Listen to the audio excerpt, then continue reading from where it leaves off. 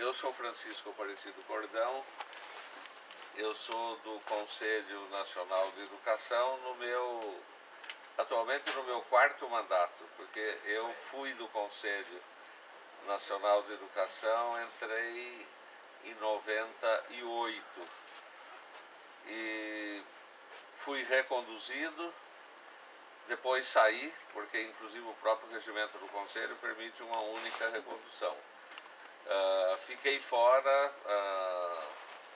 2 anos e acabei retornando para um 3º mandato, que foi a primeira do 2º momento. E o ano passado eu fui reconduzido. Então estou no meu 4º e último mandato. Eu estava só me apresentando enquanto... Então, bom dia a todos, eu sou Alexandre Porto, para quem não me conhece, sou encarregado de negócios aqui da Embaixada. Eu queria dar boas-vindas a todos vocês. E já começou a apresentação dele, então mas eu acho que o professor Cordão dispensa apresentações. Ele é uma das autoridades do governo do Brasil em termos de educação básica, conselheiro do Conselho Nacional de Educação. Ele tem milhões de qualificações, todas relacionadas a essa questão, que é uma das mais urgentes da nossa comunidade aqui. Vocês sabem bem, vocês trabalham com isso, vocês lidam com essa problemática diariamente, e a gente sabe que é uma questão que afeta o presente e que tem potencial de afetar todo o futuro. Então, por isso é muito bom a gente ter esse tipo de colaboração, né, de gente brasileira que conhece a questão no Brasil e vem para o Japão para conhecer a nossa realidade aqui. Então é muito importante que ele, que tem essa vinculação com todos os órgãos, olhar o currículo do professor Cordão, ele está envolvido em muita coisa no Brasil. Então a experiência que ele vai ter aqui, o que ele vai colher e o que ele vai ter a oportunidade de ver, ele leva para o Brasil, e aí isso volta para cá aqui, em termos de benefícios decorrentes desse melhor conhecimento da nossa realidade e dessa situação tão peculiar do processo de educação dos brasileiros aqui no Japão. Mas eu vou deixar ele falar, porque ele tem muito mais o que dizer que eu. Então, basicamente, o que eu queria era dar as boas-vindas a vocês, agradecer a presença de todos e deixá-los aqui com o professor Cordão. Obrigado. Obrigado. Bom, eu inclusive era para ter vindo o ano passado na missão que veio ano passado, mas eu infelizmente fiquei doente na semana uma semana antes da viagem, e daí o médico me proibiu de viajar. Eu fiquei muito feliz com o convite agora para vir nesse momento ao Japão, e programamos uma apresentação aqui na Embaixada hoje, mais rápida, e depois eu vou participar do seminário em Nagoya. E a Câmara de Educação Básica do Conselho Nacional de Educação decidiu no início do mês que eu deveria trazer aqui para vocês no Japão a proposta de resolução que está em debate no Conselho Nacional de Educação sobre o atendimento a cidadãos brasileiros no exterior. A partir da experiência do Japão, inclusive o Conselho Nacional de Educação vai ampliar esse atendimento para qualquer país com que o Brasil tenha relações diplomáticas e que tenha uma comunidade de brasileiros que justifique uma atuação mais decisiva. Então o cerne da minha apresentação aqui vai ser essa minuta de resolução, que ela já foi pré-aprovada na Câmara de Educação Básica, mas decidimos não votá-la na última reunião, que eu deveria trazer aqui para o Japão neste debate de hoje e amanhã e depois lá em Nagoya, levantando sugestões que possam aprimorar esse documento normativo. Então, pela primeira vez, o documento normativo do Brasil para a comunidade educacional no Japão e em outros países vai ser discutida no Japão antes de ser votada, né? Então, até uma deferência especial da Câmara de Educação Básica ao Japão, porque nós começamos a trabalhar essa questão de alternativa educacional para os brasileiros que vivem no Japão em 1999, né? Quando esteve pela primeira vez aqui o presidente do Conselho, Ulisses Panicet, discutindo aqui em Tóquio e algumas outras cidades que ele visitou, as alternativas de trabalho com a comunidade de brasileiros. De acordo com a nossa atual LDB, a Lei Brasileira de Educação Nacional, nós temos apenas 2 níveis de educação: educação básica e educação superior. Eu vou tratar aqui essencialmente da educação básica e não da educação superior, porque nós temos também atuação aqui no Japão já na educação superior, que começou com o trabalho da Universidade Federal do Mato Grosso e depois outras instituições, mas eu vou me fixar na educação básica, o que significa educação infantil, ensino fundamental, ensino médio, educação de jovens e adultos, que é uma alternativa para atendimento daquelas pessoas que não tiveram acesso na chamada idade própria à educação básica, seja através de cursos, seja através de exames, e também educação profissional, que está começando agora.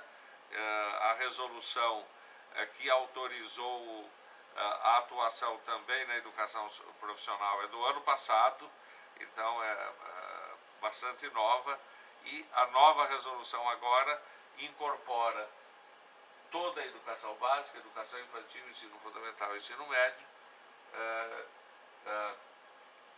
cursos e exames de educação de jovens e adultos e educação profissional.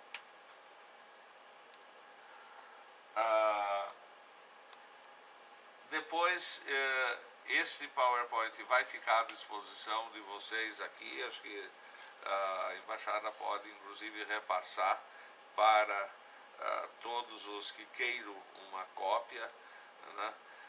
Então eu vou rapidamente, seja no Brasil, seja no Japão, qualquer outro país, quando falamos em educação básica, nós devemos seguir as diretrizes curriculares nacionais para a educação básica. Temos diretrizes gerais da educação básica, que cuida da educação básica como um todo, diretrizes específicas para educação de jovens e adultos, né? Então, EJA, que é Educação de Jovens e Adultos, tem uma diretriz específica, porque merece um tratamento específico também, diferenciado do tratamento dado a crianças e adolescentes. Definimos uma diretriz específica para jovens e adultos em estabelecimentos penais, né? Não sei qual é a situação de brasileiros presos no Japão, né? E tem um número razoável, né? Algumas poucas centenas de brasileiros. Poucas centenas. Menos de 500. Mas 500 já é um volume. Mas no Brasil é uma questão muito séria. 60% da população carcerária brasileira não tem ensino fundamental completo. 60%.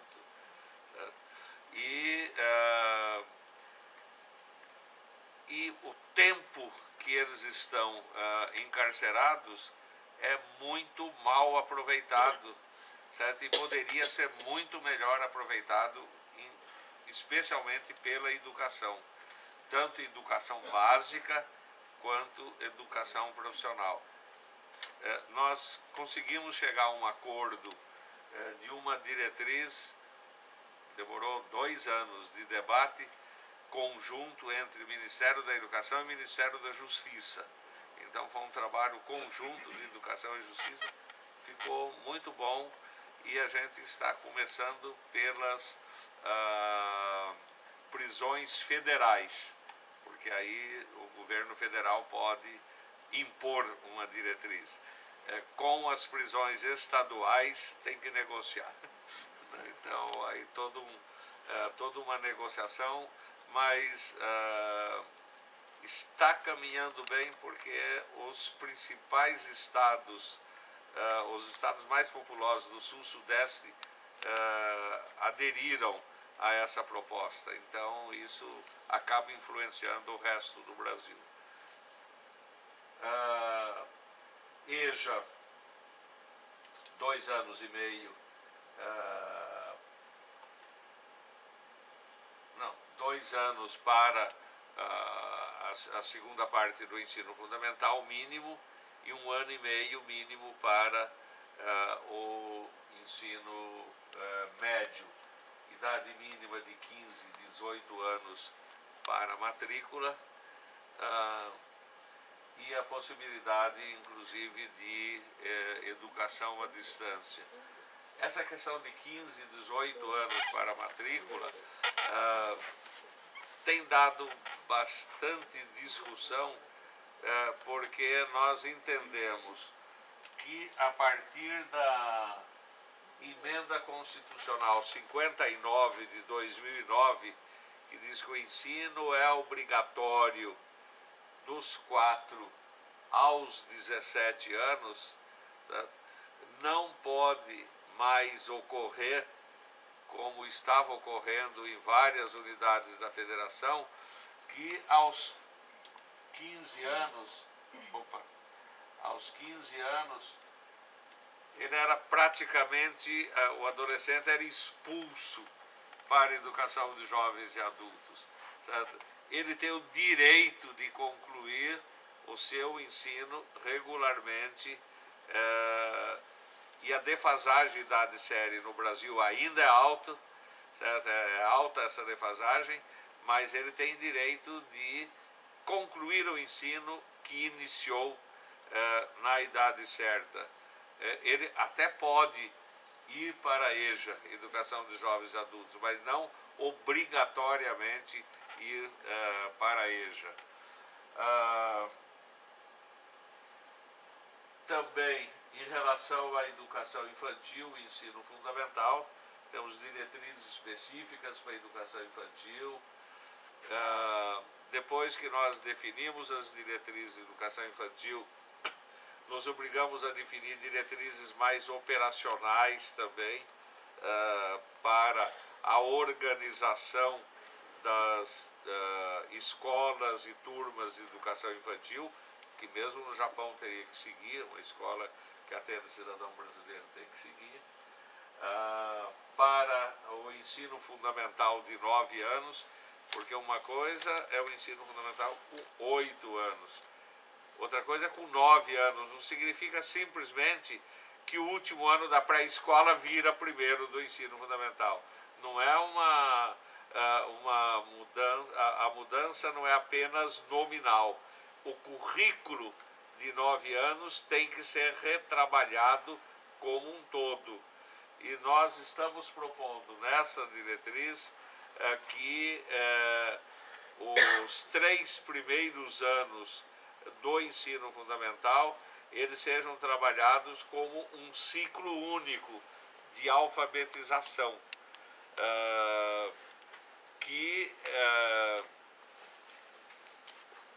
uma grande discussão que deu em cima desse ciclo único é fazer, bom, então nesses 3 primeiros anos é promoção automática.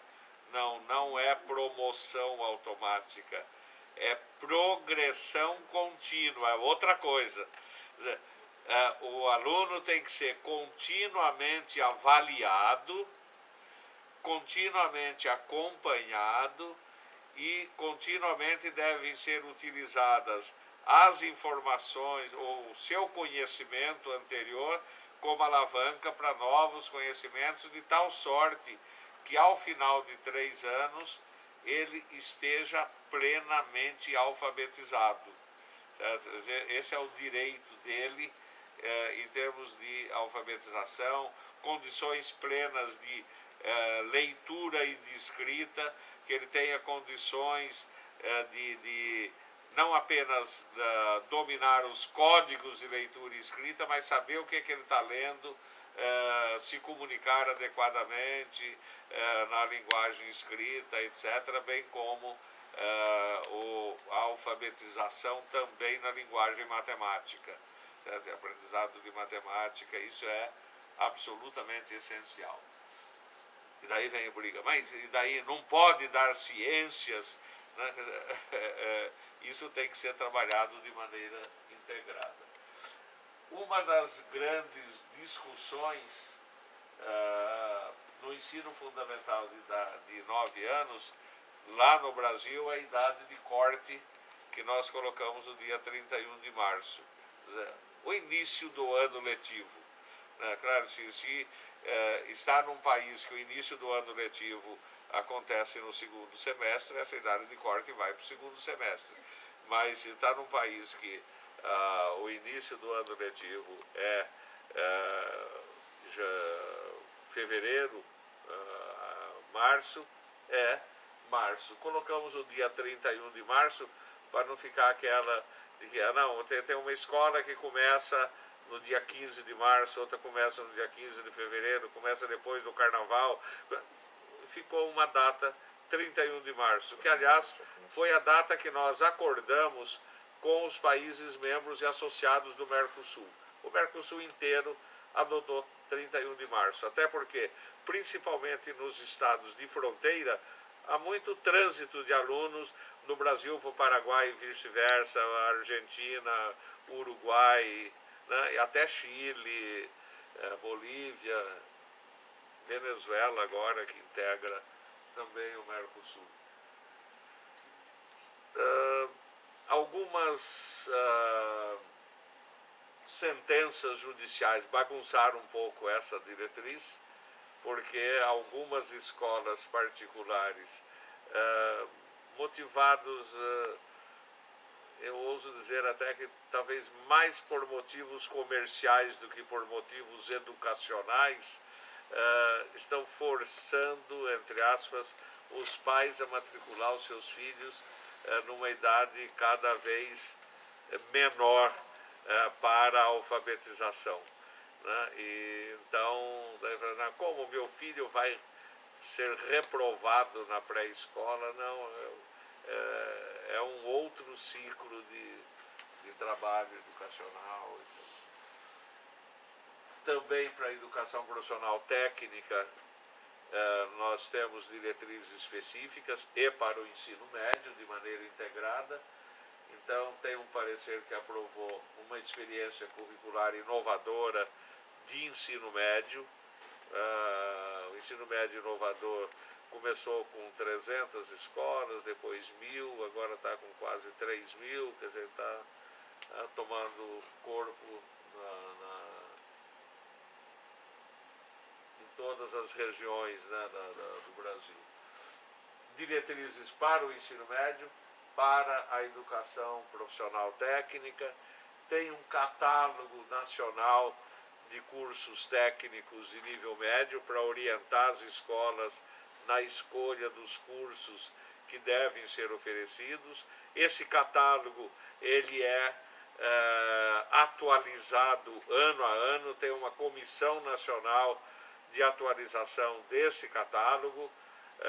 As escolas podem oferecer cursos experimentais fora do catálogo, mas desde que previamente aprovado pelo respectivo conselho. Tem 3 anos de prazo para ser incorporado no catálogo ou cessa a oferta desses cursos em caráter experimental. Eventualmente, um ou outro curso continua em caráter experimental até mais de 3 anos, desde que a Comissão Nacional que analisa e atualização do catálogo anualmente permita essa continuidade. E a última resolução, a 6/2012, que definiu novas diretrizes para o ensino médio, é que ela possibilitou, inclusive, uma ampliação maior da oferta de ensino médio, o que possibilitou a aprovação do parecer seguinte a respeito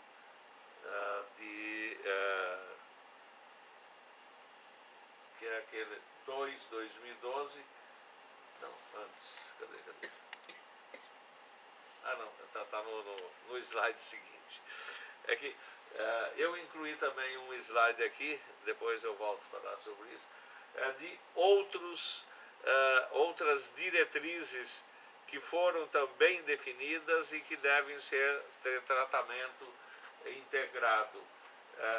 Implantação do regime de colaboração como instrumento de gestão da educação básica, os estados e municípios poderem atuar em conjunto.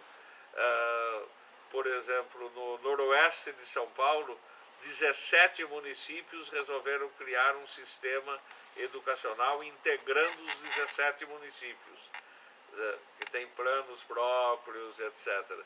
A mesma coisa está acontecendo numa região do Piauí, numa região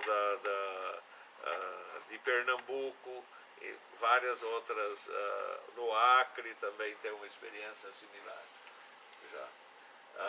Diretrizes para a educação indígena, que a gente já vem debatendo desde 88, elas foram também atualizadas. Diretrizes para oferta de educação à distância, em regime de colaboração entre os sistemas de ensino.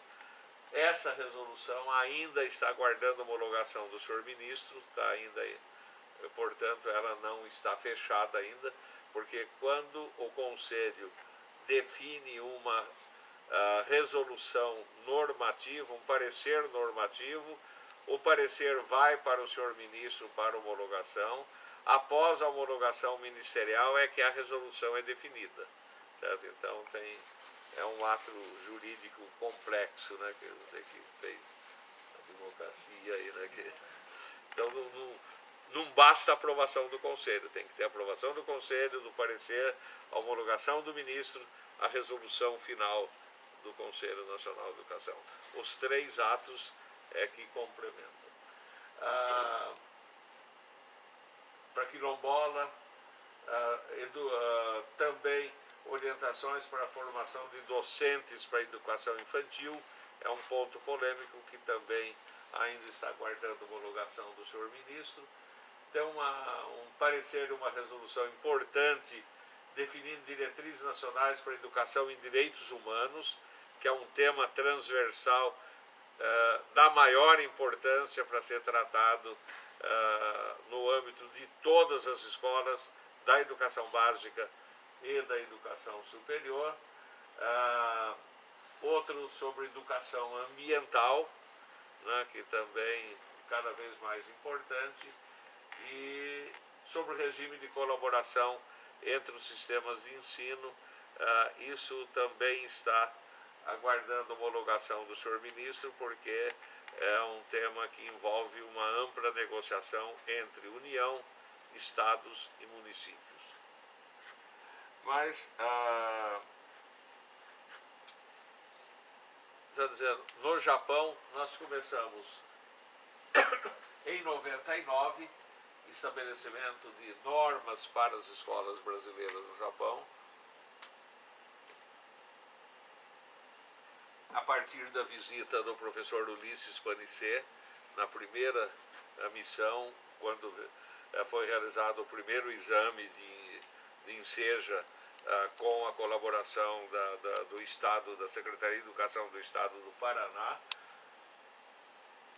E daí tivemos vários pareceres e resoluções, as mais importantes, a 2/2004, que define normas para declaração de validade. Foi pela primeira vez em 2004 que foram definidas normas específicas para validade de documentos expedidos por escolas que atendem cidadãos brasileiros no Japão. Essas normas foram depois alteradas em 2006. Essa alteração de 2006 teve por objetivo principal facilitar, mas ela acabou complicando um pouco. Então está na hora de rever essas normas. As últimas visitas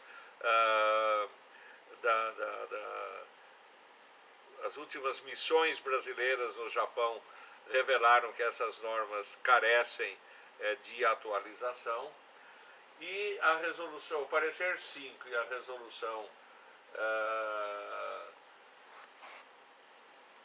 2 e a resolução 6, as duas foram alteradas também por essa resolução 7 de 2012, que incorporou educação profissional. Só que, ao incorporar a educação profissional, nós insistimos, e está incorporada também na resolução 7, a obrigatoriedade da oferta de aulas de língua e cultura japonesa em todas as classes que atendem cidadãos brasileiros, que não tem sentido mantê-los afastados da comunidade, do país onde eles estão vivendo. Então essa é uma questão séria aqui. Os avós, bisavós, etc., de grande parte dos brasileiros que vivem aqui, já sentiram o mesmo problema no Brasil, certo? Em que ficaram em colônias japonesas fechadas e que acabavam não se comunicando adequadamente com o restante da comunidade brasileira. É só a partir dos filhos, etc., que foram nas escolas, até porque a partir do governo Vargas, a alfabetização, até o governo Vargas, podia ter alfabetização em alemão, em japonês, em qualquer... Depois, a partir da década de 30, a alfabetização obrigatoriamente teria que ser em língua portuguesa, né? Então, os filhos aprendiam, mas os pais, os avós, não. Aqui estava vendo um pouquinho ao contrário, né? Os pais estavam aprendendo por conta de exigências de trabalho, etc., por uma questão de sobrevivência, mas conversando só em português. Nas casas, os filhos estavam cada vez mais se isolando e não tinha condições, inclusive, de trânsito nas escolas japonesas, etc. Independentemente desse trânsito, uma vez que estão vivendo no Japão, o governo brasileiro reconhece, apoia as escolas que estão atendendo a esses cidadãos brasileiros que estão vivendo aqui, até porque muitos deles voltam para o Brasil e ao voltar para o Brasil precisam ter os documentos regularizados para a continuidade de estudos no Brasil, mas os últimos dados estatísticos mostram que nem todos voltam também, certo? E que precisam se integrar também à comunidade local. Então, língua e literatura japonesa é essencial e passou a ser obrigatório, faz parte do núcleo comum das escolas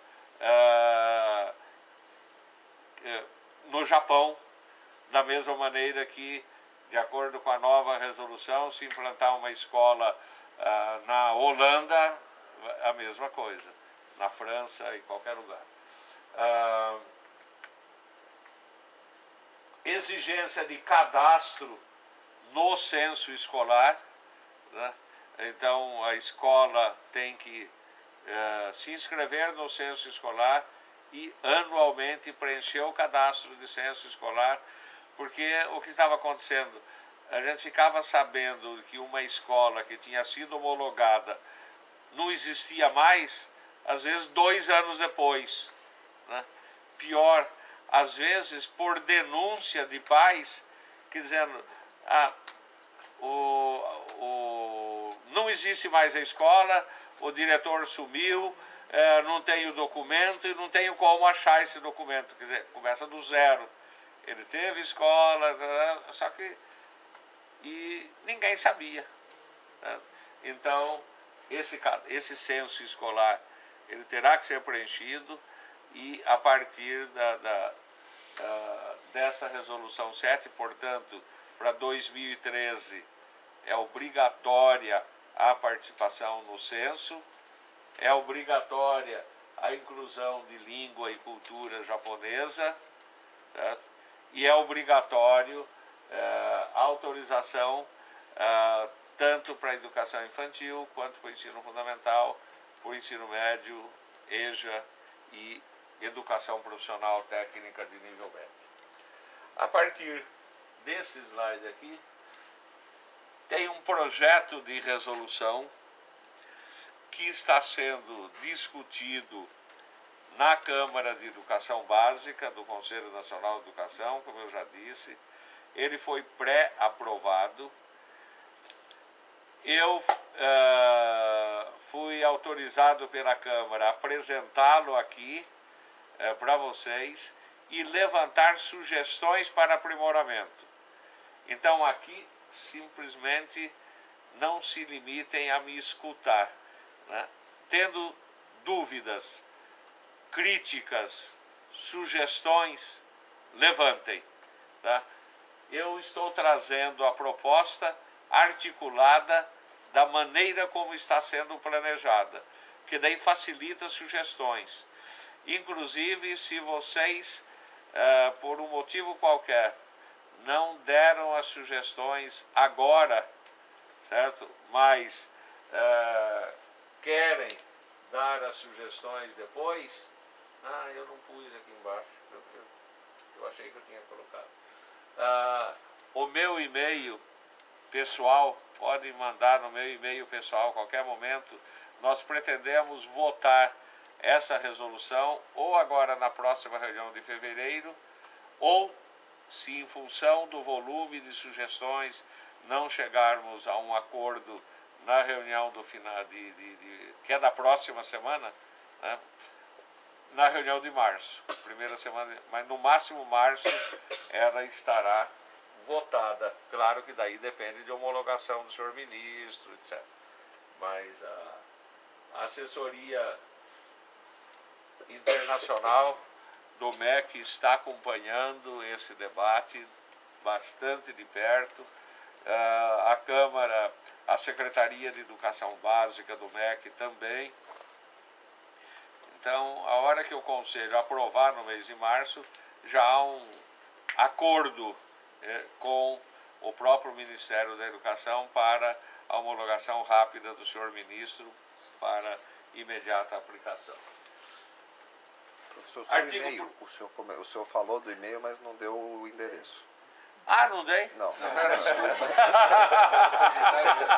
Me distraí. Não, F de Francisco, A de Aparecido, cordão sem o tio. Então fica facordao@uol.com.br. Tá ok? Ou então, se quiser o do MEC, é Francisco Cordão, tudo junto. Francisco Cordão, Cordal, né? Sem o tio também, @mec.gov.br. O primeiro é arroba o quê, ministro? O primeiro é @uol. UOL. uol.com.br. O outro é MEC. Tá ok? Ok. A educação básica destinada a atender cidadãos brasileiros residentes em países com os quais o Brasil possui relações diplomáticas. Então, a anterior era só Japão. A partir da experiência do Japão, nós estamos ampliando para o mundo. Em países com os quais o Brasil possui relações diplomáticas. Todo. Rege pelos dispositivos da presente resolução. Primeiro, este parágrafo único já está dando briga. Ele está aí, por enquanto, dessa maneira, com essa redação, mas a educação à distância será utilizada como complementação da aprendizagem no nível do ensino fundamental e do ensino médio regulares. Ensino fundamental é proibido pela LDB, certo? No ensino fundamental tem que ser presencial. A LDB não proíbe no ensino médio. A resolução está com proposta de que ensino médio também seja presencial e não à distância, na idade própria, não na EJA, certo? Na idade própria, tendo em vista a necessidade de integração social das crianças na cultura e línguas locais, porque inclusive com a obrigatoriedade de inclusão da língua local e da cultura local. Esse é o motivo principal pelo qual esse item está, entre aspas, proibindo, não usa a palavra proibindo, de propósito, educação à distância. Educação à distância complementar. Mas é polêmico. Artigo 2º. Os estabelecimentos de ensino no exterior poderão solicitar ao Conselho Nacional de Educação, por meio dos órgãos próprios do Ministério da Educação e por intermédio da Embaixada Brasileira no respectivo país, a declaração de validade dos documentos escolares por eles emitidos para cidadãos brasileiros ali residentes, cumprindo as normas desta resolução. E englobando o quê? Educação infantil, ensino fundamental, ensino médio, educação de jovens e adultos, tanto nas etapas do ensino fundamental quanto de ensino médio, educação profissional técnico de nível médio e seus itinerários formativos, o que significa, inclusive, cursos de qualificação profissional que integram o itinerário formativo do técnico.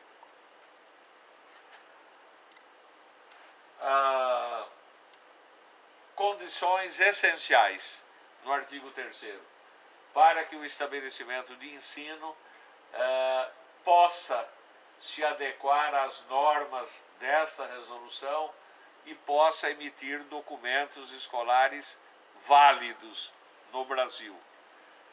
Primeiro, comprovação da legislação de funcionamento da entidade mantenedora perante a autoridade do respectivo país para a instalação e funcionamento do estabelecimento de ensino. Em termos de instalação e funcionamento, não é necessariamente como escola. Aqui, instalação do estabelecimento de ensino, legalmente pagando impostos, etc., na prefeitura local, certo? Empresarialmente, entidade mantenedora. Segundo, a proposta pedagógica, tudo bem, é uma empresa, é mantenedora, paga imposto, está legalizada no seu município, mas qual é a proposta pedagógica? É essencial que apresente uma proposta pedagógica, certo? Que não é simplesmente depósito de crianças enquanto os pais trabalham. Tem que ter um trabalho educativo relevante e significativo para as crianças e os adolescentes, de acordo com as diretrizes curriculares nacionais. Então, se eu tenho uma proposta para o ensino médio, eu tenho que seguir as diretrizes do ensino médio. Educação infantil, seguir as diretrizes da educação infantil. Educação técnica, seguir as diretrizes do técnico, e assim por diante. É essencial essa proposta pedagógica de acordo com a LDB e as diretrizes. A escola deverá formular seu regimento escolar, então tem que ter regimento, como qualquer escola, e proposta pedagógica de acordo com os artigos 12 e 13 da LDB, isto é, contando com participação dos professores na elaboração da proposta pedagógica e cumprindo todas as diretrizes para o respectivo curso. Docente e pessoal técnico administrativo selecionado e qualificado de acordo com a lei, certo? Eu não posso pôr uma pessoa que não tem nem ensino fundamental completo para ser secretário da escola, certo? Da mesma maneira que eu não posso pôr um professor não habilitado, certo? No início, quando começou em 99, nós não tínhamos professores habilitados, mas hoje temos, certo? Principalmente a partir do trabalho da UFMT e outros. Hoje nós temos aqui no Japão, em qualquer lugar, professores habilitados. Então é importantíssimo que o pessoal seja recrutado, não é qualquer pessoa para tomar conta, certo? Tem que ser uma pessoa capacitada para dirigir, administrar e ministrar aulas numa escola, certo? Desde a educação infantil até o ensino técnico. O cadastro do estabelecimento de ensino e dos respectivos dirigentes, sempre que houver alteração, deverá ser atualizado na Embaixada Brasileira do país, certo? O diretor é o Joaquim. O Joaquim saiu, é o Antônio. O cadastro do Antônio tem que ir para a embaixada, ok? Imediatamente, certo? Não é a embaixada descobrir 2 anos depois que não é mais o Joaquim, é o Antônio ou é a Maria, certo? Então é essencial. A especificação dada pelo estabelecimento de ensino, mediante plantas, croquis, memoriais, fotos, etc., indicando as dimensões das instalações disponíveis, né? Incluindo sala de aula, laboratório, quando for o caso, área destinada à educação física e outras para movimentação e convívio dos alunos, etc. Se eu tenho educação infantil, tenho que ter local próprio até para alimentação e o creche até o lugar para a criança dormir, para se trocar, etc. Participação no censo escolar do Ministério, quer dizer, a partir da homologação, tem que participar do censo, obrigatoriamente, sob pena de perder a homologação, certo? Tem que participar. E para a continuidade de funcionamento e emissão de documentos válidos, as escolas deverão incluir nos seus planos de curso a oferta de língua e cultura do país, certo? Então, quem já foi homologado aqui no Japão certo? E não tem língua e cultura japonesa, para continuar sendo homologada vai ter que incluir, porque agora é obrigatório. Está desde o parecer do ano passado, certo? E esse daqui vai reforçar, dizendo que é condição para continuar funcionando. O outro disse que estava incluído. Esse daqui avançou. Não está só incluído. É condição para continuar funcionando. O horário é limitado ou não? Como? É ilimitado? Por exemplo, Não, aí cada escola monta um esquema de acordo com o seu projeto pedagógico. Nós não definimos em quanto tempo, em qual horário. Aí, dependendo da realidade, nesse momento, nós estamos incluindo que tem que ser incluído, ponto, por enquanto. Certo? Depois vamos acompanhar para ver de que jeito isso vai acabar sendo desenvolvido. Mas não pode deixar de incluir, certo? Não tem... ele integra o currículo mínimo a partir de agora, de qualquer escola para brasileiro no exterior. Se ele deu 1 hora por semana, 5 horas por semana, tem que ter... Exatamente. Se vai ser 1 hora ou vai ser 2, aí a escola escolhe.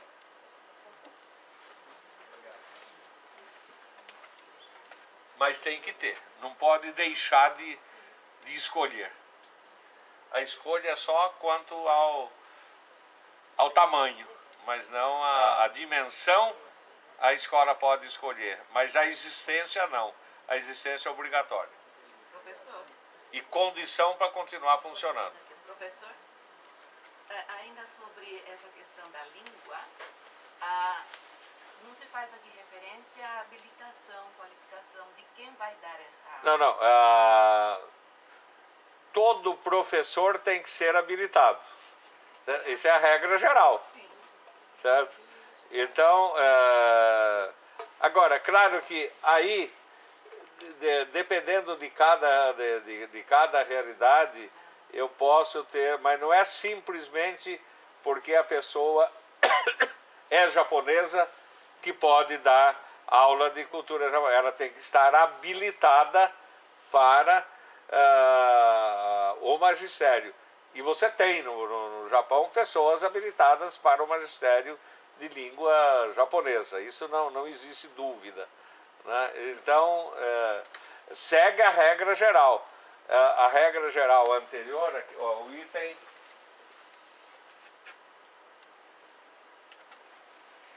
O 4. Docentes recrutados, qualificados, devidamente habilitados. A regra é a mesma.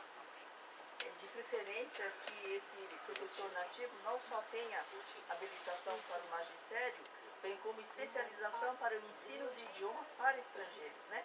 Cuja didática é toda... De preferência. Não está como exigência, porque tem lugar que você não encontra esse especialista, certo? Mas ele tem que ter, no mínimo, a habilitação para o magistério. Agora, se além da habilitação específica do magistério, ele tem uma especialização no ensino de idiomas para estrangeiro, claro que é muito melhor. A preferência é dele, certo? Mas tem lugar que não existe. Então, não dá para pôr uma exigência maior, mas a exigência menor é a habilitação. E se ele tem uma especialização, tanto melhor.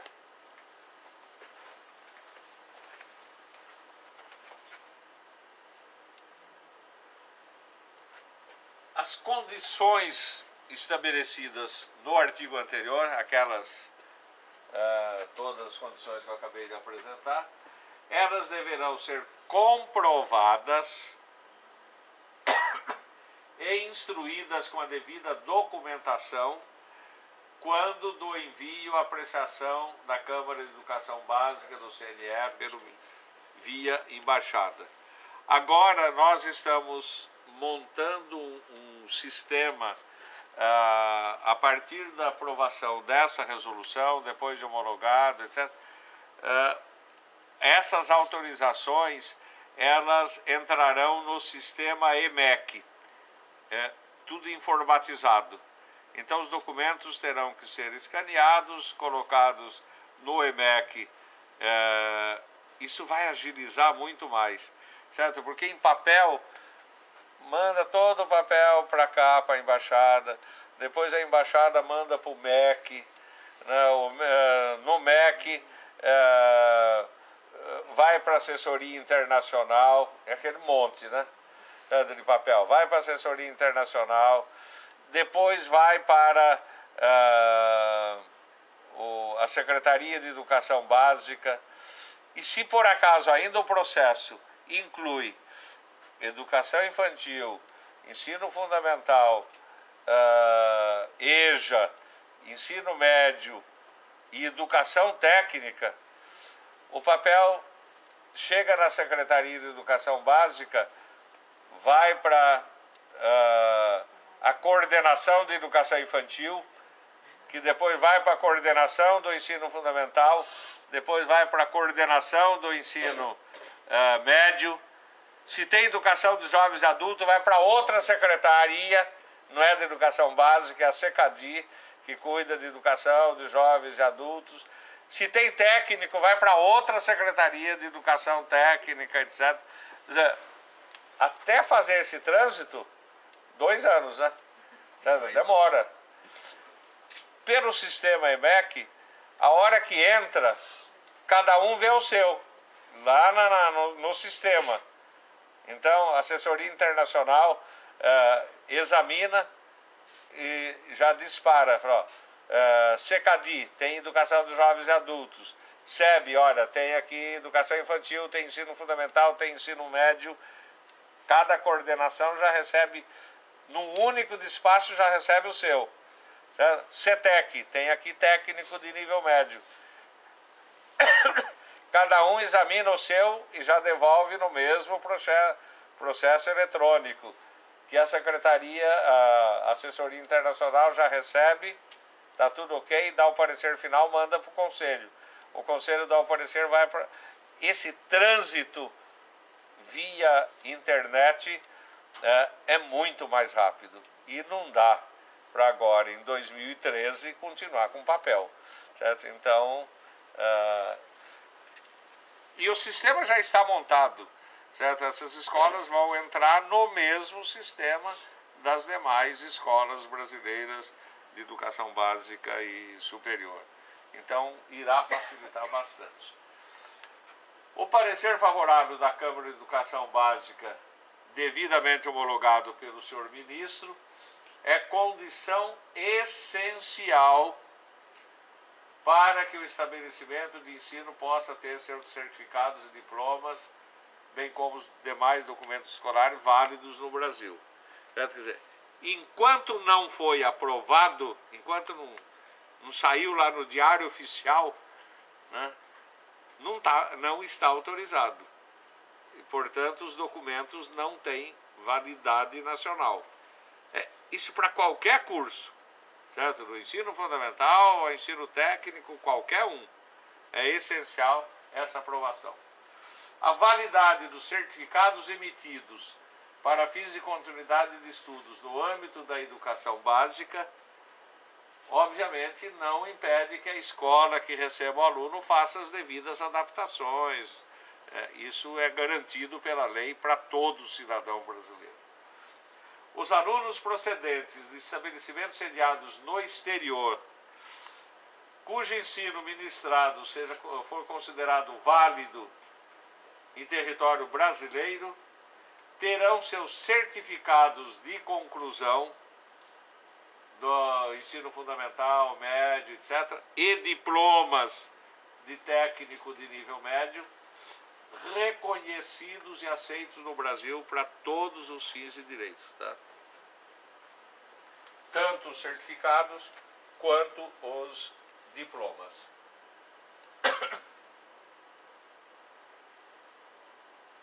A entidade mantenedora do estabelecimento de ensino, ela assumirá total responsabilidade pelo seu funcionamento no país, em obediência à legislação fiscal, trabalhista, seguridade social, etc., Não temos, o Brasil não tem nenhuma responsabilidade sobre essas escolas. Ela assume total responsabilidade no respectivo país.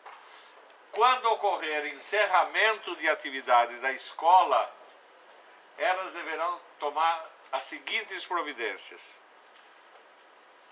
Hoje tem acontecido, né? Fecha uma escola, fica sabendo depois, o documento já subiu, então tem que parar com isso. Emissão de históricos escolares, vai fechar uma escola. Emissão de histórico escolar a todos os alunos até a data do funcionamento, com a respectiva entrega aos responsáveis pelos alunos no prazo máximo de 30 dias. É considerada irregularidade grave não entrega aos pais responsáveis no prazo de 30 dias. Certo? Não dá para fechar e subir. Certo? Tem que entregar. Comunicação à Câmara de Educação Básica, entregue dos demais documentos, assessoria do MEC, anexando as atas dos resultados dos alunos também nos mesmos 30 dias. Entrega é o jeito a partir do seu fechamento. Envio completo dos arquivos de documentos escolares, inclusive dos professores, todos os arquivos, mas especialmente dos arquivos dos alunos, documento escolar dos alunos, para a assessoria internacional do MEC, via Embaixada Brasileira. Tem que entregar tudo na Embaixada, todos os documentos. Toda escola no Brasil, quando fecha, o documento fica numa diretoria de ensino, tem um arquivo morto. O arquivo morto, por enquanto, vai ser lá no MEC, certo? Entrega na Embaixada. Quando ocorrer mudança do controle da mantenedora, né? Porque já aconteceu várias vezes, uma escola foi autorizada, não, o dono não é mais ele, é outro, certo? E ninguém estava sabendo, né? Pensa que ainda é Joaquim e Antônio. Houver mudança de controle de mantenedora, os novos controladores informarão a alteração via Embaixada, a Câmara, o MEC via Embaixada, sob pena de perderem o credenciamento brasileiro. Se não fizer isso, não está autorizado, não tem credenciamento, morreu. Ele estava, não foi comunicado, não tem mais. Tá? Então, deixar isso bem claro.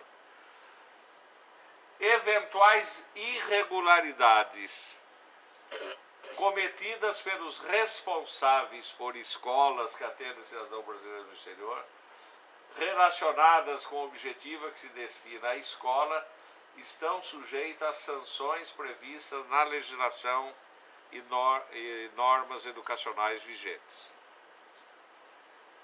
As escolas que atendem às normas para validação poderão perder essa validação a partir do momento que for constatada qualquer alteração no atendimento das mesmas que possa trazer prejuízo para os alunos. Tem uma denúncia, se verifica, é verdade, pode perder, certo? Porque se tem prejuízo para os alunos, não tem por que continuar funcionando esse tipo de escola. Em toda a documentação escolar expedida pela escola, cujos projetos forem encaminhados para conhecimento do Conselho, deverão constar os números dessa resolução e do parecer que declarou a validade dos documentos escolares emitidos pela escola. A documentação escolar expedida ao aluno deverá ter atestada a sua veracidade pelo consulado brasileiro nos respectivos países. Aqui no Japão tem vários consulados, né? Toda a documentação escrita em língua diferente do português deverá ser traduzida por tradutor público juramentado essa é uma questão que também está em discussão ainda, porque em alguns casos o tradutor público juramentado é de difícil acesso, ou até excessivamente oneroso, até às vezes. Ou não existe. Como? Ou não existe. Ou até não exista, certo? Então, mas tem que ser traduzido, então, por enquanto está aí com o tradutor público juramentado, mas parece-me que não é a unanimidade em todos os países. O governo brasileiro, a critério do MEC, poderá organizar exames supletivos no nível de conclusão do ensino fundamental ou do ensino médio nos países em que existam significativas colônias brasileiras.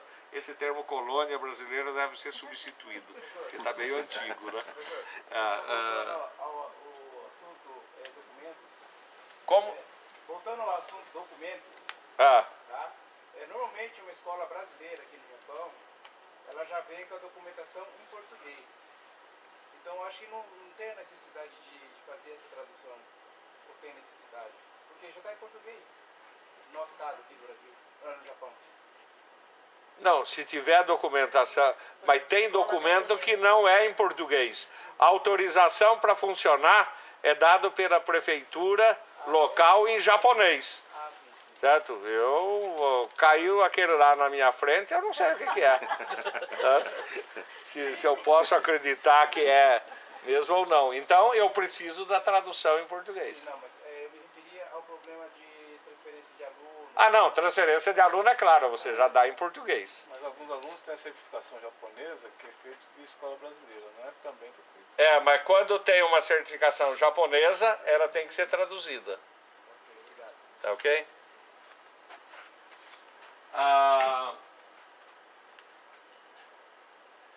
Os exames supletivos realizados onde a comunidade brasileira local justificar a medida poderão ser organizados pelo MEC ou delegado para alguma Secretaria de Educação, como o Paraná já recebeu várias vezes para aplicar aqui no Japão. As escolas instaladas no exterior e que tenham pareceres da SEB favoráveis à validade poderão ser avaliadas. Está com o poderão, mas o MEC está se organizando para fazer essa avaliação. Serem avaliadas anualmente pelo órgão indicado pelo MEC, INEP ou outros, tomando como referencial de equidade os critérios estabelecidos nas escolas brasileiras. Certo? Então, participar dos mesmos exames, SAEB, etc. Igualzinho no Brasil. Na primeira avaliação institucional que participar, serão feitas indicações necessárias, estabelecido um prazo de 6 meses para adequação aos termos da resolução. Chegar à conclusão de que o ensino médio daqui, a qualidade do ensino médio daqui ou de um outro país não está acompanhando o mesmo nível da qualidade brasileira, ele tem que se adequar. A partir do momento em que ele é avaliado, ele tem que se adequar aos padrões mínimos nacionais, certo? Não precisa ser avaliado com o padrão máximo nacional, mas no mínimo com o mínimo nacional, certo? Não tem sentido ser menor do que o mínimo nacional. As escolas credenciadas no Brasil que possuem unidades que atendem brasileiros no exterior e que pretendem instalar novas unidades naquele país, ou uma que já está autorizada aqui e que quer instalar nova, deverão anexar aos novos processos cópia dos pareceres anteriormente homologados e pedir autorização. Eu tenho uma escola aqui no Japão mesmo, está autorizada para Tóquio, que é em Nagoya. Ela foi homologada para Tóquio. Para Nagoya, tem que fazer um novo pedido e anexar a documentação de Tóquio que prova que ela já foi homologada, que tem condições, etc.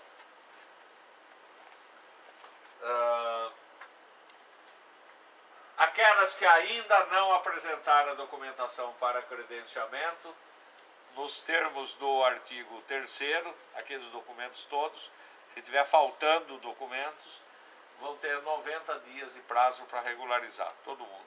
90 dias acho que é um prazo razoável, né? Conselheiro, vocês colocaram como 90 dias para a gente, por exemplo, legalizar tudo. E qual é o tempo que, por exemplo, a gente tem de prazo para dar para o Conselho para fazer essa legalização? Não entendi a pergunta, eu entrei com a documentação hoje, para a legalização de homologação da escola. Depois de quanto tempo a gente tem um parecer sobre isso? Se foi ou não foi homologado? Não, aí depende. Depende do volume, aquilo que eu falei já no início. No sistema anterior, tinha um trâmite burocrático muito grande.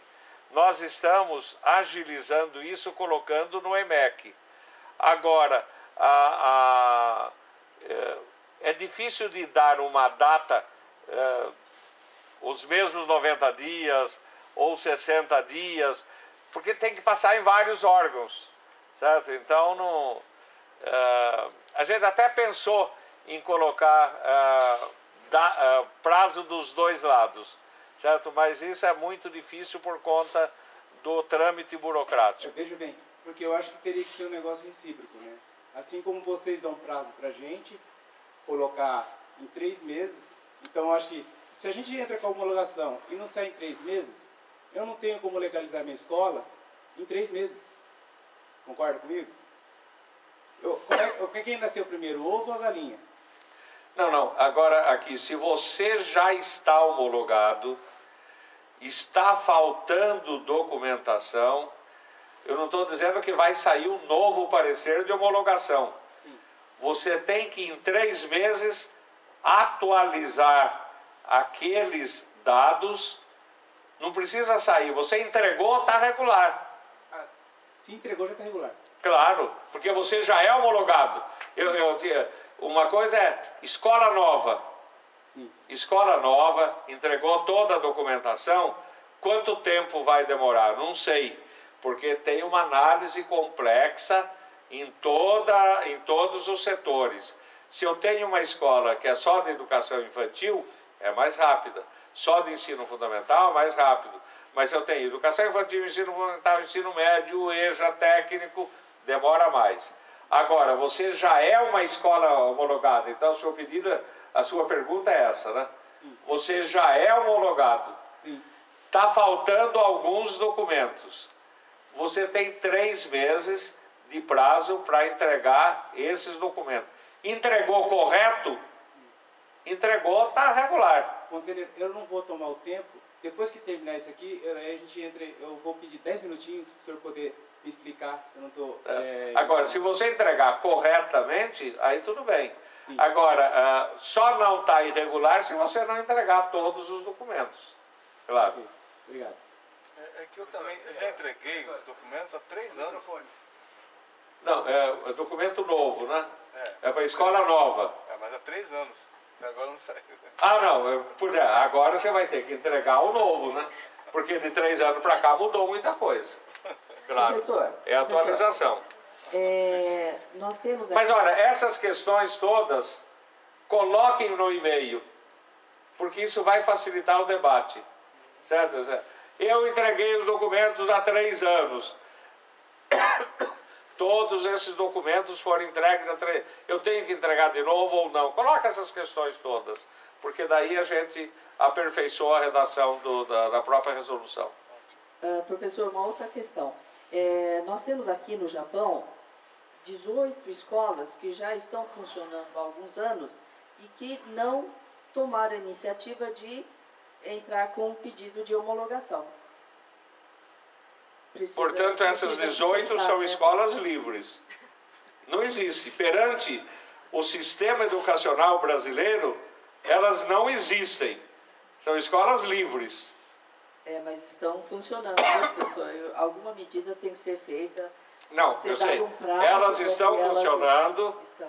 O sistema educacional brasileiro as ignora, porque perante o sistema ela não existe. Os seus certificados não estão homologados, né, declarados válidos em todo o território brasileiro. Quando essa criança volta, ele tem que ser submetido a toda a avaliação lá, como se não tivesse estudado nunca na vida. Vai ter que provar que estudou. Se essas 18 escolas quiserem que os seus certificados, diplomas, documentação escolar tenham validade perante o governo brasileiro, tem que entrar com o pedido e ser analisado. E existe esse... Eu achei que esses 3 meses fossem para essas escolas... Ah, não. Os 3 meses são para as escolas já homologadas e que precisam complementar informações. Tanto é que eu ia dizer que 3 meses é muito curto para uma escola que não... não. Dessa escola, Quem não entrou até agora, para o governo brasileiro, ela não existe. Certo? Era ignorado, porque não tem conhecimento. Ela funciona à látere do governo, certo? Ao lado, né? É livre. Ela quer entrar agora para ser uma escola credenciada, com documentos considerados válidos, ela entra com toda a documentação exigida na resolução e tem um trâmite normal. E quem já está, por exemplo, há 3 anos, eu tenho um número de homologação, mas tem fase de homologação, o documento é válido? Não. Enquanto não for homologado, não. Por isso que nós estamos alterando a norma e alterando o processo para poder apressar esse processo. Eu sei que está errado. 3 anos certo? é muito, eu acho. Por conta daquele desenho que eu falei do sistema anterior. Os históricos que nós emitimos não valem. Como? Os históricos, os documentos não valem. São válidos exclusivamente a partir do momento em que saiu no Diário Oficial. Agora, claro que o documento atual, coloca essa questão no e-mail, o documento atual seu, se você já entrou 3 anos atrás, etc., e que comprova tudo, etc., você pode pedir ao governo brasileiro, pedir que junto com a aprovação, estude a possibilidade da convalidação dos atos. Essa é uma alternativa. A convalidação dos atos, por conta de que você já entrou com toda a documentação, você tem o número do protocolo, você tem a prova de que está, certo? Então você pede que, ao ser autorizado, você tenha também o seu documento convalidado, a convalidação dos atos escolares praticados. Não estou dizendo que isso vai sair desse jeito, mas você pode pedir, é um direito seu de solicitar essa convalidação. Agora, é diferente do que ela falou. Aquelas 18 não entraram, pelo que eu entendi, né? Elas não entraram, elas podem decidir agora. Agora, ele pode pedir a convalidação porque ele entrou, certo? Essas 18 não, ela vai pedir daqui para frente. Professor, o que o MEC pode fazer em relação a essas escolas que não tomaram iniciativa, estão funcionando, são escolas concorrentes de outras que estão em situação regularizada? O que podemos fazer, o que devemos fazer, o que o MEC nos recomenda? Como é que o MEC, coloque-se no lugar do MEC, como é que o MEC vai mandar fechar uma escola que não existe? Exatamente. Como é que eu mando fechar uma escola que não existe? Não tem como.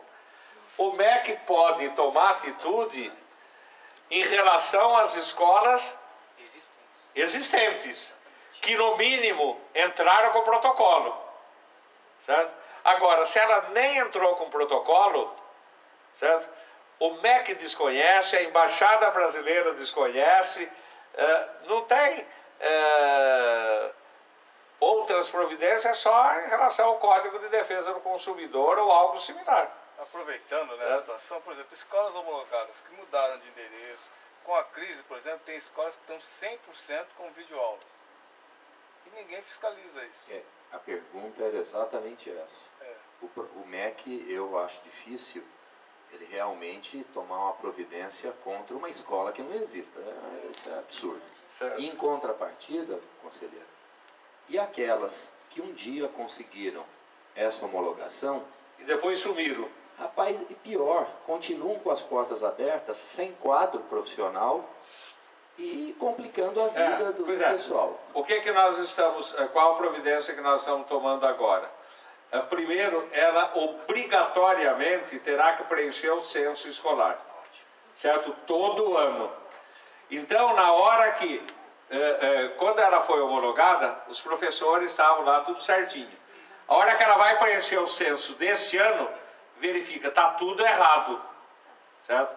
Aí o MEC pode tomar uma decisão em cima dessa escola. Hoje, só pode ocorrer mediante denúncia. Quando chega uma denúncia lá, olha, a escola X foi vendida, os professores não existe professor habilitado, etc. Daí se verifica em cima da denúncia. Hoje o único caminho que nós temos é a denúncia, hoje, certo? A partir deste ano, já 2013, que o censo ocorre no mês de abril, maio, né? Cada ano varia. Mas a hora, abril ou maio, quando for preencher o censo, aí a verdade vai aparecer, certo? E aí sim, o MEC pode tomar uma atitude. Além disso, não sei se vai dar tempo para começar este ano ou começa o ano que vem. As escolas do exterior os alunos passarão a ter a avaliação igual das escolas brasileiras. Fazendo a provinha Brasil, fazendo exames do SAEB. Então, a partir daí, a gente vai ter que ter também dados do desempenho dos alunos. Certo? Se a escola se é só um depósito de crianças, na hora da avaliação, isso vai aparecer. Então, a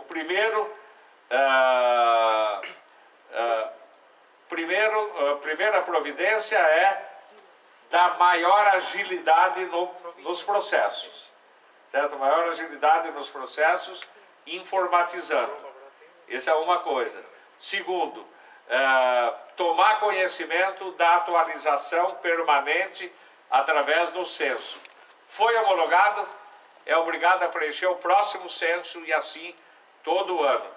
Terceiro, a obrigatoriedade dele informar qualquer mudança de endereço, de mantenedor, etc., à embaixada.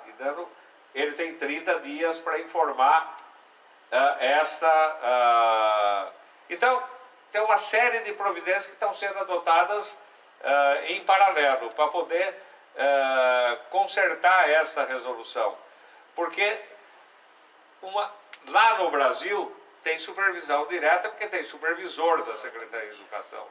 Certo? Só que o Japão está há 3 dias de viagem. Né? Então, é complicado. Então, essa supervisão tem que ser pelos instrumentos que nós temos de internet, de censo, de SAEB, etc. Quanto à questão também do corpo docente em si, que foi falado da validação dos documentos, do pessoal que precisa ser autorizado para estar lecionando. Isso com certeza é algo que é de extrema importância para toda a sociedade, toda a comunidade brasileira. Só que eu acredito que todos os professores que estão aqui, também diretores, sentem uma carência de corpo docente qualificado. Uma dos meus pedidos, eu acredito, seria a continuação do curso fornecido pelo UFMT também, que foi de grande... Eu sou acadêmico do UFMT, ele o UFMT parou? Não, mas as próximas não parou. É uma turma. É uma turma só. Ah, tá. Então, Continuidade. eu tenho Continuidade, certeza tá ok. que haveria cerca de 500, mais de 1000 alunos interessados em fazer o curso. Coloca isso também para mim, por Sim. favor, porque isso é importante. Com certeza. Não, isso é Porque da é maior muito importância. difícil conseguir profissional. Porque... Uhum. Não é tão fácil assim. E mesmo o curso do FMT, a professora Shigeru está aí, sabe que nós começamos em 300, né? Quantos nós estamos agora, professor? Estamos com 230 alunos. Isso contando Ah. Brasil e Japão, né? Brasil já Porque no Japão tem menos. Mas, então, quer dizer, o curso de pedagogia... É, mas é importante isso daqui. Só que, Tá professor, difícil. nós temos uma carência muito grande em professores especializados. Deixando Área de claro, exatas, exato. né? Exato. E biológicas é raríssimo. Aham. Temos a formação em pedagogia te dá habilitação para os anos iniciais. Exato, é. Então essa é a nossa grande dificuldade. Exatamente. Coloca essa questão no e-mail para mim, isso é importante porque é assunto que precisa ser debatido com carinho. Mas dentro da LDB, quando você não tem um profissional adequado, você não pode, por exemplo... até Tem contratar, alternativa de utilizar- treinamento em serviço, Ah, certo? Mas aí você tem que efetivamente comprovar. apresentar uma proposta de treinamento em serviço. E outra coisa, alguém tem que ser capaz Claro. de treinar. Treiná-lo. Então, Não, isso é importante. treinamento em serviço, apresentar uma proposta de treinamento em serviço significa incluir na proposta a competência do treinador em serviço. Exatamente, Certo? professor. Não é simplesmente dizer, eu vou dar treinamento em serviço. Com quem? Exato. De que maneira? Dinheiro. É claro. Eu acho que é importante, só gostaria de complementar minha pergunta em relação ao censo que o senhor está colocando a todo instante, que a partir de 2013 se exigirá de uma forma. O agente multiplicador vai ser embaixada, vão pedir ajuda via à embaixada. embaixada. Vai ser negociado com a embaixada. Ok, obrigado. Professor, Tem que apertar o botãozinho aí. Ele desligou.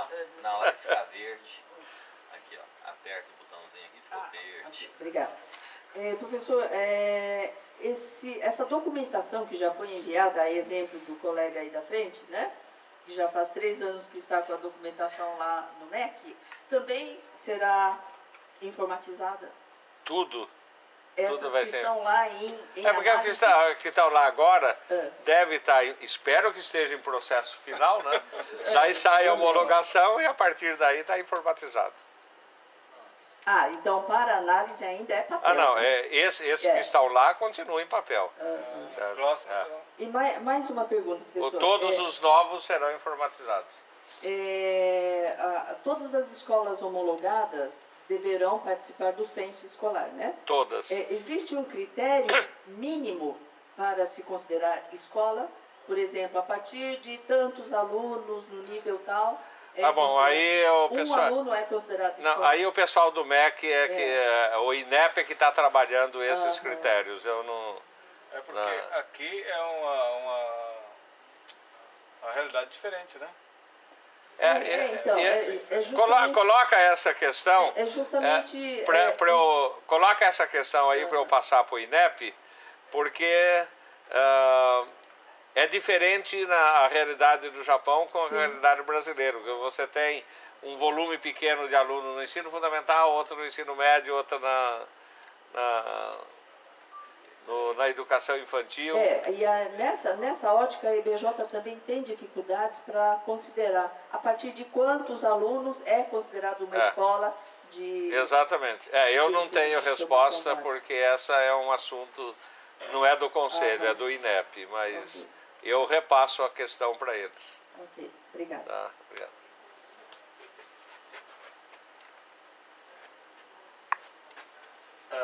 Depois será encaminhada aos conselhos, etc., entra em vigor na data de sua... Tem alguns pontos polêmicos ainda. Não, que eu vou passar. Né? É claro que você tem que trabalhar de maneira global, né? Desenvolver a capacidade dos alunos de mobilizar, articular e colocar em ação, né, conhecimentos, habilidades, atitudes, valores, emoções para responder aos desafios do dia a dia da vida do cidadão e do trabalhador. Esse é o objetivo que deve ser perseguido.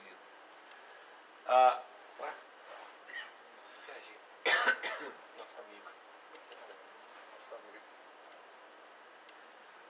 Não, tá certo. Essas são as questões de maior importância, e daí a gente só vou concluir a apresentação e a gente continua o debate em cima de perguntas que vocês tenham. Eu trouxe só um pensamento do Piaget para nossa reflexão. O principal objetivo da educação é criar pessoas capazes de fazer novas coisas e não simplesmente de repetir o que outras gerações fizeram. Pessoas criativas, inventivas e descobridores.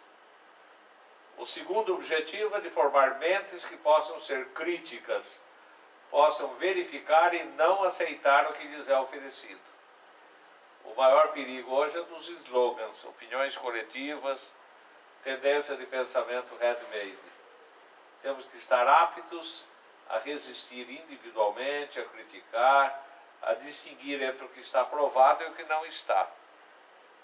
Portanto, precisamos de discípulos ativos, que aprendam cedo a encontrar as coisas por si mesmos, em parte por sua atividade espontânea, em parte pelo material que preparamos para eles. Mas que aprendam cedo a dizer o que é verificável, que é simplesmente a primeira ideia que veio. Certo? Quer dizer, essa é uma mensagem do Piaget que eu trago para a reflexão. Continuo à disposição de vocês para perguntas, questões, e mesmo independente disto, mande e-mail para mim, tanto no meu e-mail pessoal particular meu, quanto no do MEC. Todas essas questões serão analisadas pela Câmara de Educação Básica. Eu acho que isso já foi um avanço, certo? Da Câmara decidir aguardar a manifestação de vocês para aprimorar o texto, certo? Porque às vezes a gente está discutindo lá, acha que está claríssimo, certo? Mas tem particularidades que vocês estão vivenciando aqui e que a gente desconhece e que não está claro por desconhecimento nosso mesmo, certo? Então, vamos tentar, com a participação de vocês, com a colaboração, fazer uma resolução que seja a melhor possível. Perfeita não tem mesmo, né? Mas que seja a melhor possível para que vocês tenham condições efetivas de fazer um bom trabalho. O nosso objetivo não é atrapalhar o trabalho de vocês, é facilitar o trabalho de vocês, certo? E eu fico profundamente incomodado quando eu vejo que há 3 anos, 4 anos e não decidiu. Isso é muito ruim, certo?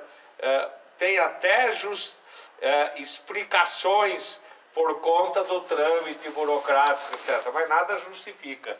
Por isso que foi tomada essa decisão de buscar agilizar, colocando tudo no sistema EMEC, e afinal de contas estamos vivendo no mundo da informática e o Japão, inclusive, é um dos países em que isso é melhor desenvolvido, né? Então temos que aprender a utilizar adequadamente. Fala. Professor, quanto à questão de uma das diretrizes que falava a respeito do dia 31 de março. No caso, fala a respeito do fechamento do ano letivo. Não. Isso é para as escolas brasileiras. No Brasil. No Brasil. Porque aqui coincide, certo? no caso... Aqui vocês, é claro que vocês utilizam que calendário aqui? Janeiro, né? Brasileiro, consequentemente. Como? Brasileiro, consequentemente, 31 de março. Não, se segue exatamente igual, é 31 de março. 31 de março, O sem japonês sombra de fecha no dúvida. 31 de março. Não, então é 31 de março. Aí, antes do... quem fez aniversário depois do dia 31 de março é educação infantil. Ensino fundamental é só para aqueles que no ano Que completam 6 completam 6 anos até 31 de março. A nossa Constituição ela é bastante clara. Educação infantil até os 5 anos. Ensino fundamental a partir dos 6 anos. Certo? O certo até, exagerando, seria 6 anos no primeiro dia de aula, certo? Do ano letivo. Certo? E tem vários países que têm a mesma, 6 anos no primeiro dia de aula. Nós fizemos um acordo com os países do Mercosul de usar o 31 de março, porque cada país tinha uma data.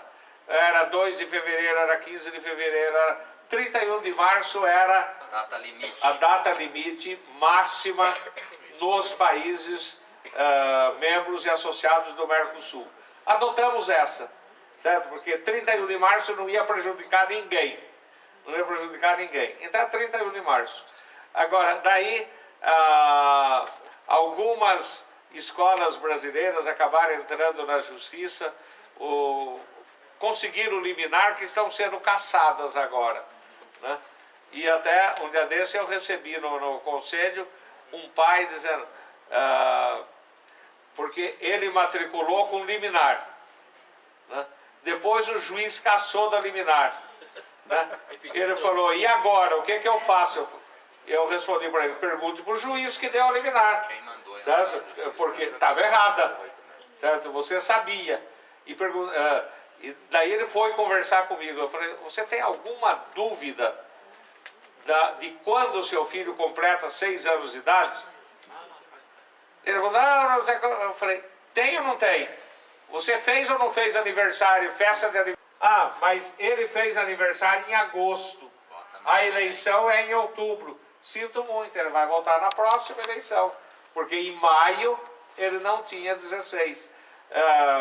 A mesma coisa em relação à carteira de motorista. Certo? É tudo.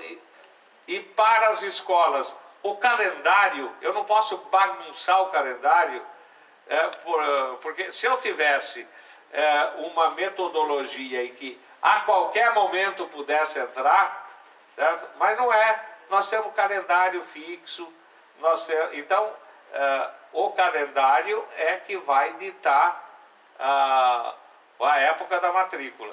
31 de março é a data limite. Certo? E sempre então, existirá o primeiro do mês seguinte. Quer dizer, aí é ruim, né? E qualquer data limite, se eu estabeleço que é 1º de fevereiro, tem gente que nasceu no dia 2. 31 de março tem gente que nasceu no 1º de abril.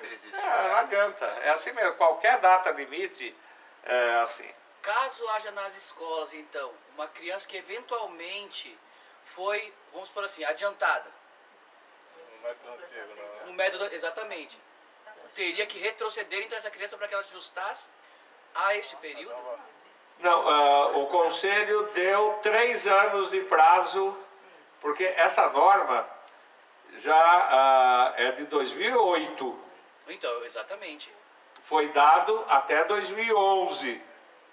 Certo? A partir de 2002, depois foi estendido para 2012 por conta das confusões judiciais. A partir de 2013 não tem mais desculpa, certo? Porque já todos os prazos já foram dados. Mas quem já está, na verdade. Agora, não, quem já está fica, né? Tá. Certo, lá na frente. Mas você não vai, a partir de 2013, não vai pôr absolutamente nenhum fora dessa data. Por favor, eu gostaria de, vai ser um pouco do que nós estamos conversando agora, de pedir um acesso direto das escolas internacionais comigo com o MEC. Porque o que acontece? A gente vem aqui na embaixada, muitas vezes eles não podem resolver e pedem para ligar para o MEC. Só que quando a gente liga lá para o MEC, as pessoas não sabem aonde direcionar a gente. Entendeu? E aí as coisas, acho que às vezes pode até acontecer o problema do nosso companheiro ali, que ele está 3 anos, né, esperando a documentação, deve ter vindo várias vezes aqui na embaixada, deve ter ligado lá para o MEC, deve ter mandado e-mail para o MEC e não tem retorno. Então eu gostaria de, na oportunidade, pedir, né, Canal direto. uma localização aonde que nós poderíamos nos dirigir quando nós tivermos algum Bom, problema. a regra definida hoje é sempre via embaixada, certo? Essa é a regra, porque É via embaixada, entendo. Né? e a embaixada encaminha para a assessoria internacional encaminha para o conselho. Veja bem, Encaminha para as secretarias do MEC ou conselho. a Tereza está aqui, ela sabe. Nós estamos com problema já desde agosto do ano passado, né? Aí foi entrado em contato com a embaixada, eles pediram para entrar em contato direto com o MEC. Entendeu? Então, quer dizer, o senhor falando para a gente que a gente tem que entrar em contato com a embaixada, se a embaixada conseguir resolver os problemas, tudo bem, concordo. Mas aí tá, a embaixada pede para nós entrarmos direto em contato com o MEC. Então, a primeira vez foi encaminhada, a apresentação da escola foi encaminhada ao MEC. sim. Aí como não veio resposta, vocês procuraram novamente, aí vocês não puderam. Então, mas assim mesmo nós continuamos, mandamos e-mail, não veio resposta, ligamos para lá. Só que o pessoal não sabe com quem, como e aonde. Né? Então acho que seria muito... Coloca essa questão no e-mail, eu prometo levar para a assessoria do MEC e discutir com eles. Eu não prometo solucionar a questão porque não depende de mim. Eu sou do Conselho Nacional de Educação. Então, da mesma maneira que a pergunta que ela fez em relação ao INEP, eu falei, coloque essa questão, eu apresento para o INEP.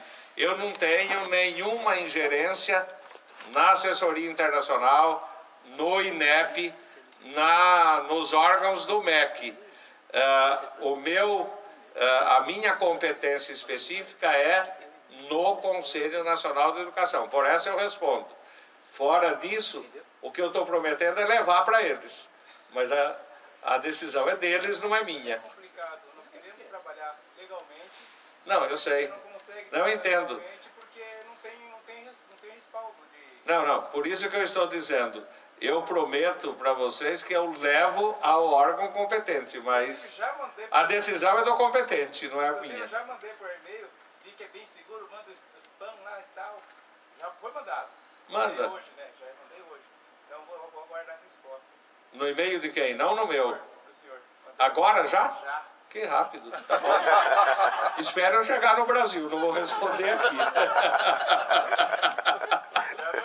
Tá ok. Alô. O que mais? Professor, com relação ao projeto político-pedagógico, em que situações é necessário um novo projeto político-pedagógico? Se você mudou a proposta da escola. Se você não mudou, por exemplo, mudou, você mantém o mesmo. Mudou o endereço, mudou a razão. Não, mudou o endereço, é só comunicação de endereço. Mudou a diretoria, também só comunicação da nova diretoria. Mudou o mantenedor? Idem. O projeto político, se mudou a proposta política pedagógica, daí você manda. Agora, se a política é a mesma, agora você vai assim, não, mudou o mantenedor e daí mudou a política pedagógica. Aí, claro, tem que fazer, certo? Você tem uma orientação pedagógica, o novo mantenedor está dando outra orientação, a visão da escola é outra, é outro projeto pedagógico. Aí tem que mudar. Agora, mudaram pessoas, mas mudou o diretor, mas a proposta vai ser exatamente a mesma. Não precisa encaminhar novo, só comunica que teve um novo diretor. Agora, se mudou a proposta, aí tem que encaminhar nova proposta. Porque, viu, professor, me desculpa, é o caso da minha escola, né?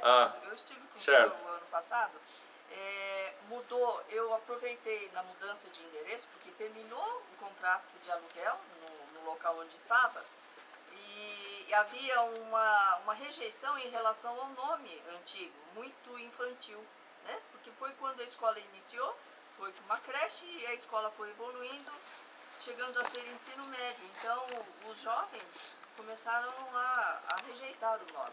Então, na mudança de endereço, eu aproveitei para mudar o nome da escola. Mas você não mudou só o endereço, você mudou a caracterização toda da escola. Não, a razão social. Virou outra escola, aí é claro que você tem que apresentar o projeto. Eu fui para um local mais amplo, mas o mantenedor não mudou. Bom, enfim, eu já mandei o novo projeto. Não, mas é que...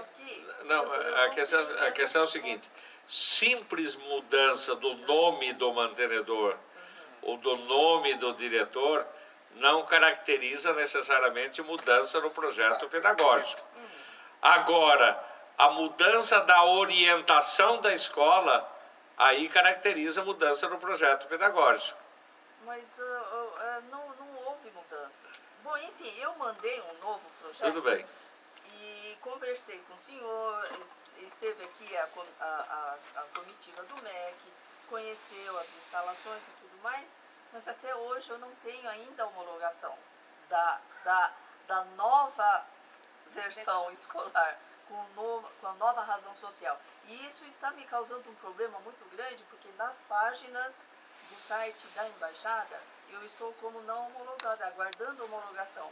E os próprios pais estão me questionando essa situação. E por problemas burocráticos aí o senhor... Não, eu perdi a homologação anterior. Mas não devia ter perdido, né? Então, aí eu já falei. fez a resolução e eu estou emitindo históricos com o nome antigo. Só que isso causa desconfiança dos pais. E como está na página da Embaixada, que eu não sou homologada, eu estou perdendo alunos por conta disso. Então, se nada mudou, eu gostaria que esse processo de re-homologação fosse agilizado. Eu achei que já tinha resolvido esse caso há muito tempo. O nosso caso É parecido. parecido, Né? Também. Não é só o caso dela. Você tem um igual. A minha escola e a dele também, éramos antigo Colégio Pitágoras, que nós agora somos os novos mantenedores. Né? Não houve mudança de endereço, o quadro de professores também, né?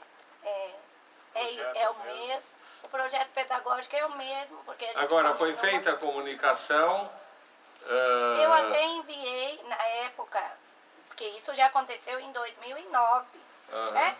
Então foi em 2010 que eu mandei uma solicitação informando as alterações, mas ele foi indeferido pelo conselho. Não sei porquê. Se não mudou nada. Nós fizemos tudo novamente. Então mandamos um novo processo que foi solicitado. Aí enviamos, acho que em agosto, mais ou menos, foi enviado de 2010. E até hoje não se tem resposta nenhuma. Nem se a nota técnica já foi elaborada, na mão de quem está esse processo, né? Por isso que, assim, eu entendo o mal-estar, né? Que o senhor disse que sente quando fala nesses 3 anos, né? Mas acontece que se fosse, assim, uma demora, que eu tivesse consciência do que está acontecendo lá no MEC, não teria problema. Falar, não, agora a sua documentação está na educação infantil, como o senhor mesmo disse. Olha, agora passou para o ensino fundamental, né? Daqui a uma semana vai estar no ensino médio. Só que nesses 3 anos, eu trouxe até a cópia dos e-mails, que depois eu peço para entregar ao senhor. eu levo. Geralmente, demoram-se 2, 3 meses para responder um e-mail de dúvidas. A vantagem do EMEC agora, entrando no processo do EMEC, é que na hora que você recebe o código do EMEC, você que tem uma senha, e só você acessa, dá para você ver onde que está andando. Então, se o seu documento para num setor, certo? Você tem, inclusive, espaço no EMEC para dizer por que esse meu documento não sai do setor tal. Então, a partir do momento do EMEC muda de figura. Sim, pode ser que mude, né? Mas agora está complicado. Nesse caso, esses que estão pendentes, o que vai acontecer? Me dá que eu levo para ver. Eu não posso responder porque eu não tive acesso à informação. Né? Não pode ficar parado tanto tempo. Claro, eu já concordo. tenho alunos se formando nesses 3 anos. Claro, concordo. Né? O que acontece? Agora, aí nesse caso, você tem direito à convalidação, porque informou tudo direitinho, etc. É diferente no caso que ela levantou de quem não entrou com nada, certo? E esse é livre. Eu peço, então, em nome, né, de todos, que o senhor, então, veja, o EMEC, sim, vai adiantar, vai agilizar muito os processos. Mas eu futuros, vejo esse caso e informo vocês. Mas os processos que já estão em andamento, eles são em caráter de urgência. Eu vejo, né? eu vejo e Por informo. favor. Porque é interessante que foi houve aí uma informação. Eu prometo, no mínimo, dar informação. A solução depende do órgão onde estiver. Mas a informação eu darei rapidamente. Porque foi contraditória, né? Porque nós tínhamos a homologação do Pitágoras. Aí disseram que não. Que ela só mudou a mantenedora. Aí eu não sei, eu não acompanhei o processo, então... Mas independente disso, o processo já está lá. Ok. Então, se houver, né, andamento nos trâmites, não No tem conselho problema. não está, porque não tem nenhum processo no Não tá. conselho. Né? E os maiores prejudicados de tudo isso são as crianças, porque aqui no Japão, por exemplo, o ensino médio é subsidiado pelo governo japonês. Né? E uma vez que, por exemplo, a escola não é credenciada ou homologada, ela não tem direito. A criança não tem direito, ela tem que pagar do bolso dela. Muitas vezes a criança fica fora da escola porque não tem condições de pagar. Sendo que uma vez é um direito que ele tem como cidadão, não cidadão, mas morador no Japão, que paga impostos, ele também tem direito de escola gratuita.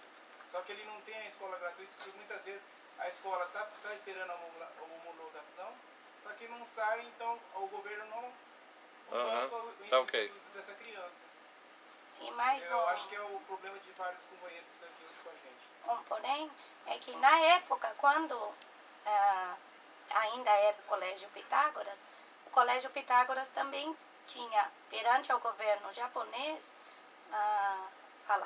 era a autorização para que os alunos, né, o reconhecimento pelo Ministério do Japão, de que os alunos que terminassem o ensino médio pudessem entrar desde que tivessem conhecimento de língua japonesa, né, suficiente para ingressar numa universidade do Japão. Esse reconhecimento foi mantido, né? Então, a minha escola, ela tem o reconhecimento perante o governo E não japonês, tem homologação brasileira. não tem homologação brasileira. Não, tá certo. E tinha o número anterior, né? Existe a possibilidade de você emitir documento via acesso japonês, Sim. configurar no tabelião e mandar via consulado. Né? Fala, e eu acho que digamos que seria desnecessário. Claro, já claro. que Esse documento aí você quer que eu esse leve? aqui eu vou entregar. Ótimo. Bom,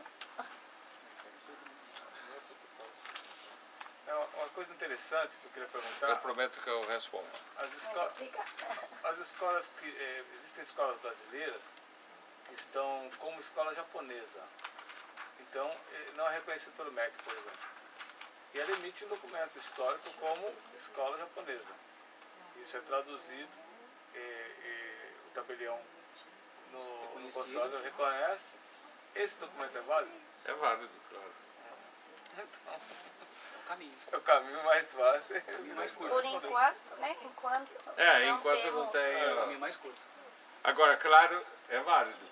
Agora, no Brasil tem que passar por convalidação. O caminho aqui da sua escola é evitar precisar a convalidação brasileira. É igual qualquer documento de escola estrangeira. Certo? Tem que ter convalidação no território nacional. E chegando no território nacional... Essa é por isso que você tem que brigar pela homologação, porque para que os seus alunos não precisem de convalidação lá. Agora, validade ele tem no Japão e tem que ser convalidado lá. é um processo mais junto à Secretaria de Educação local. Então, uma pergunta prática, eu posso usar o número antigo?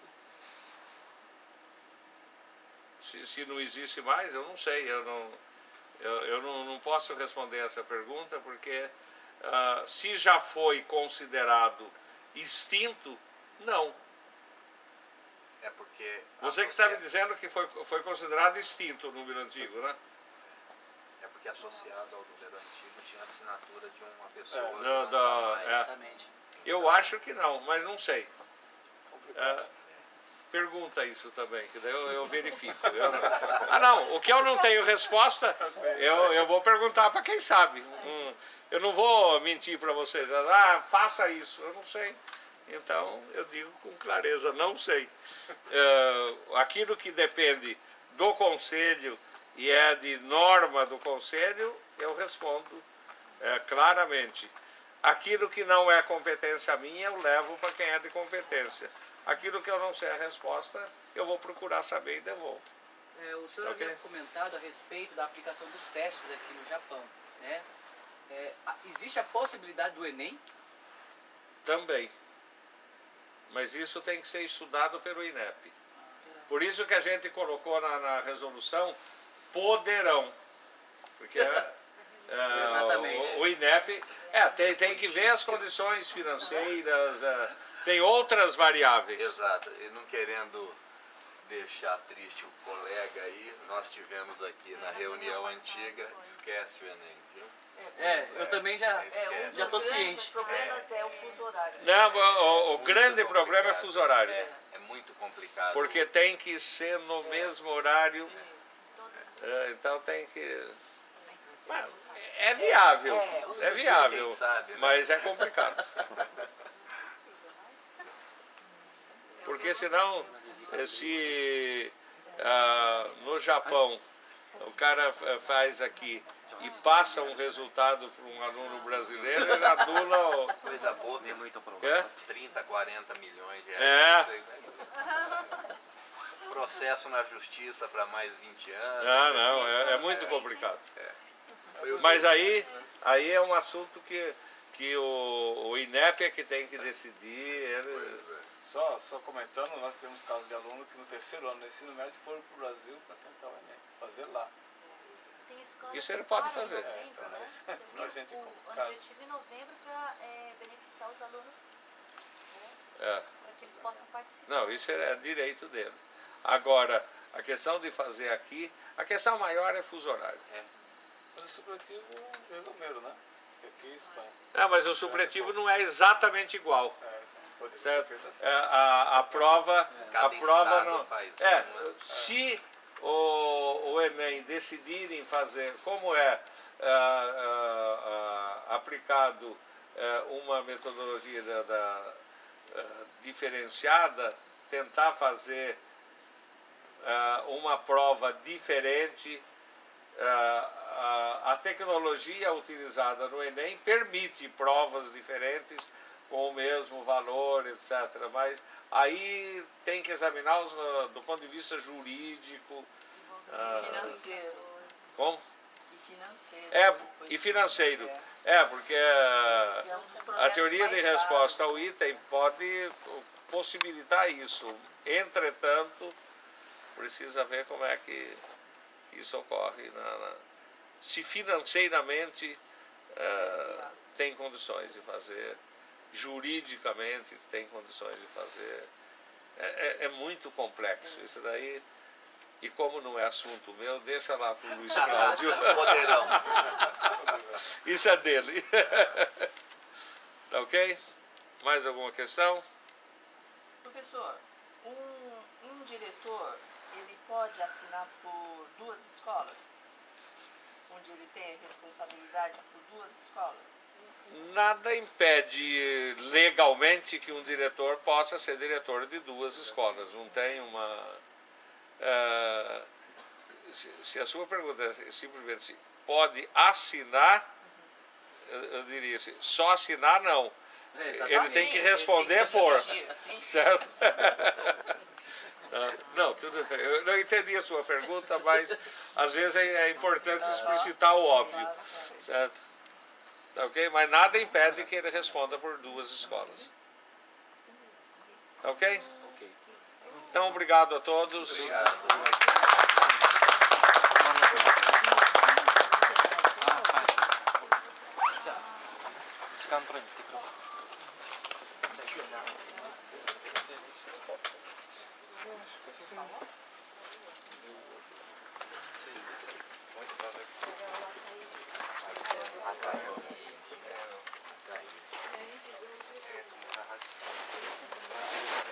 Ah, tá ok. Aham. Ah, sim.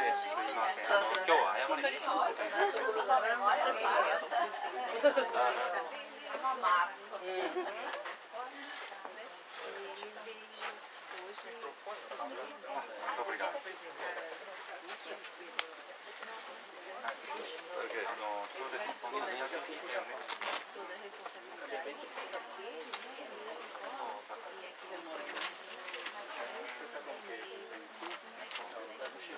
Meio segundo, só para...